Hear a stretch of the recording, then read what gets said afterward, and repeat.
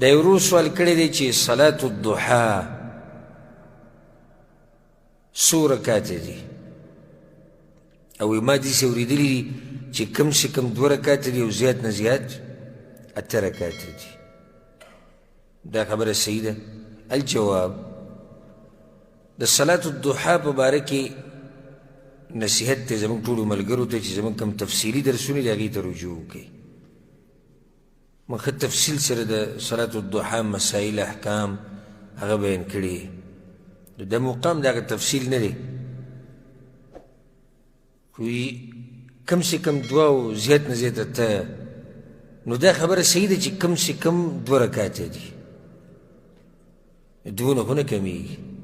صلاة الضحا کم سے کم څو دي؟ 2 رکعات. په صحیح مسلم کې دا حدیث دی، صحیح مسلم کې دی، ابو ذر رضی الله عنه پیغمبر صلی الله علیه وسلم ويجزئ من ذلك ركعتان يركعهما من الضحى 2 رکعات ذکر کړي. نو دین واضح شو چې کم سے کم څو دي؟ 2 رکعات. په صحیح بخاري صحیح مسلم کې دا حدیث دی د ابو هريره رضی الله عنه وی ما ته زما ملګري پیغمبر صلی الله علیه وسلم یادوي، هغه ما ته وصیت کړی د 3 خبرو چې یو به د 3 ورځې روجې نه پرېږدي په میاشت کې، ورکعتي الضحا او 2 رکعته د ضحا ده، 2 رکعته ذکر کړي، او ویتر کول د خوب نه مخکې ځکه چې هغه طالب و د علم نو خوب وله ورته نو ته به د خوب نه مخکې ویتر وکړي ځکه ته ناوخته پورې ناستې. نو مقصد د دې حدیث ته بیانول دا چې دلته څو رکعته ذکر شوي دي؟ 2 رکعته. بیا پیغمبر صلی الله علیه وسلم 4 هم کړي دي، د 4 نه یې ډېر کړي هم دي. لکه عایشه رضی الله عنها روایت دی په صحیح مسلم کې دی چې کله هغې نه تپوس وشو چې پیغمبر صلی الله علیه وسلم به صلاة الضحا څومره کوو؟ وی 4 رکعات 4 به یې کول، ویزید ما شاء الله یا ویزید ما شاء،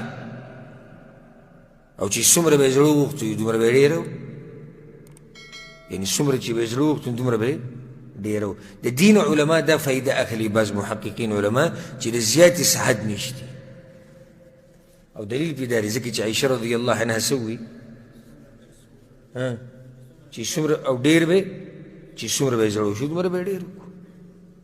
4 رکعته به یې کول او چې زړه به یې وشي ډېره وبه، ښه څومره به یې ډېره ووایي چې څومره به یې وغوښته. نور د حنابلو دا مذهب دی، دغه شان مالکي مذهب والا چې زیات نه زیات 8 رکعته دي. وجه یې دا دی چې پیغمبر صلی الله علیه وسلم د فتح مکې په موقع باندې د ام هاني په کور کې څو رکعته کړي؟ 8 رکعته کړي. او احناف او شوافع دا وایي چې زیات نه زیات 12 رکعته دي. یو حدیث ذکر کوي امام ترمذي امام نسائی راوړی دی، من صلى الضحى 12 ركعة بنى الله له قصرا من ذهب في الجنة. چا چې 12 رکعته منځ کو د صلاة الضحا نو الله بدله یو قصر یو بنګله جوړوي د سرو زرو په جنت کې.